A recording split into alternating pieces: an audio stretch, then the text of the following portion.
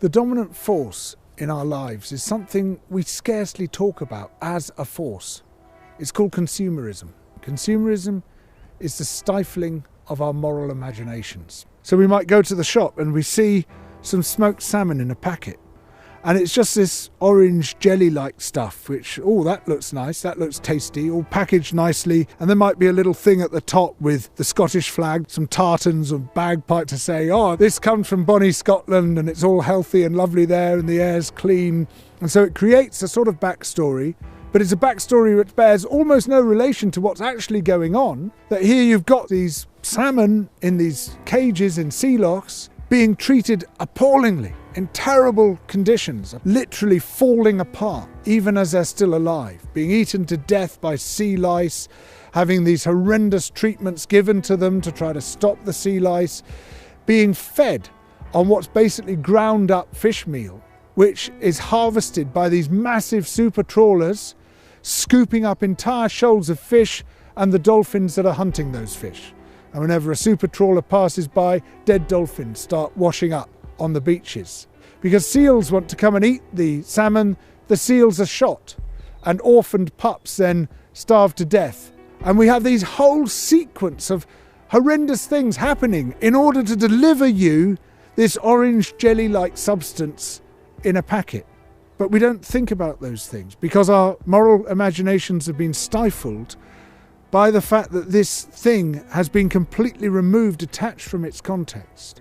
And then we don't think about the future either, about what happens to the packaging once we've thrown it away. Where is this place called away? There is no away. It's still on this planet. Something has to happen to that packaging. It might be burnt in an incinerator. It might be dumped in landfill. We don't think about what the impact might be on the people of future generations, on people who live far away from us. What we require in the 21st century, in the midst of our environmental emergency, is a whole new moral compass. But far from developing this whole new, richer moral sense, this dominant force in our lives, consumerism, shuts down even our existing morality, stifling our moral imagination.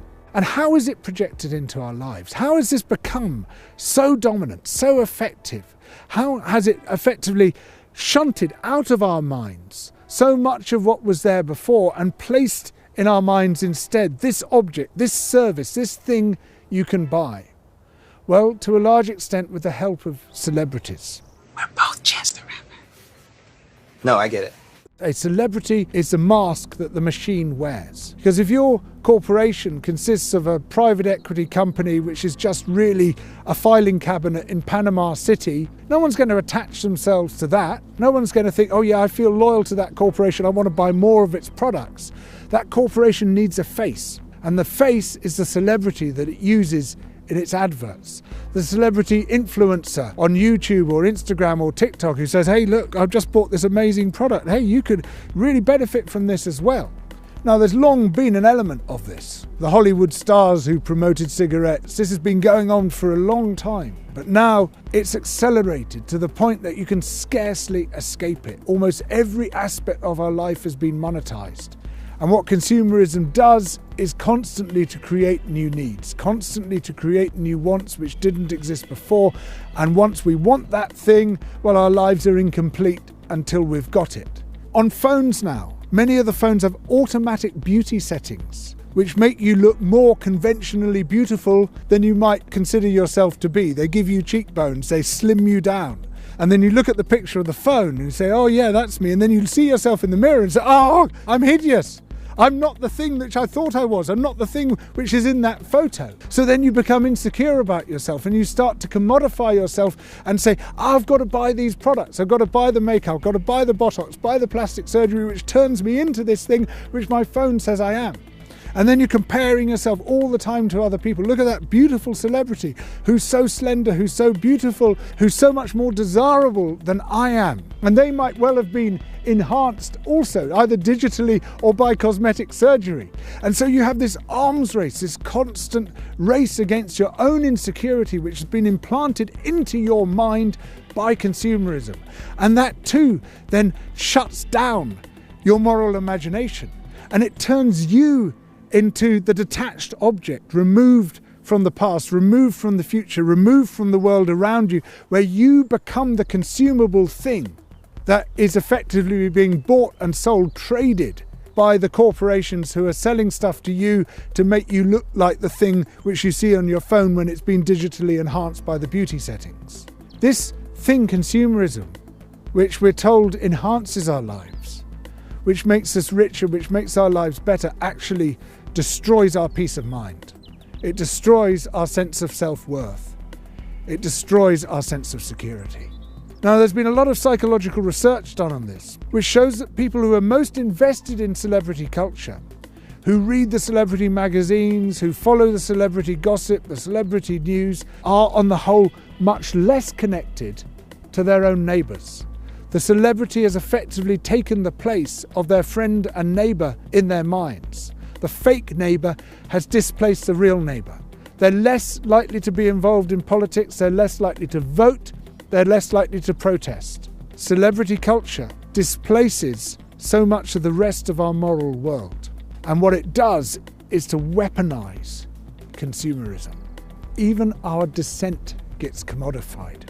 Even people who become heroes in the field of political dissent then get adopted by corporations and sell us that dissent. Our resistance becomes a consumable. Everything gets degraded by this relationship until it loses its meaning. It destroys our relationship to each other, because when we commodify ourselves, we commodify other people as well. We start to think, what can they do for me, rather than what's it like to be with them. We start to monetize our relationships, even our relationships to the natural world, this whole natural capital agenda which says, oh, we won't value things until we put a price on them. So a primrose has to have a price. An elephant has to have a price on it. Otherwise, it's not worth anything and we can't account it. Everything becomes a consumable as consumerism, driven by the demands of capitalism, extends into every aspect of our lives and the lives of those around us. It destroys our humanity. It destroys our place in society. It destroys our place in the present, in the past, in the future. It detaches us. It removes us. It objectifies us. It destroys our minds. I think one thing that the pandemic has taught a lot of us is that it's not enough just to have virtual relationships. It's not enough to exist as a consumer alone. We actually desperately need to reconnect with other people. We need to reconnect with the physical world, with the natural world once more. People are experiencing a real craving for that. So perhaps this is now a great moment to reassess who we are and where we stand, to reassess our relationships with each other and the rest of the living world, to overthrow consumerism, to reconnect, to rekindle our moral imaginations. Double Down News takes no adverts, it has no commercial sponsors. It depends entirely upon people supporting it through Patreon. So please help us to reconnect intellectually, morally, with the world around us by becoming a patron and supporting Double Down News through Patreon. Thank you.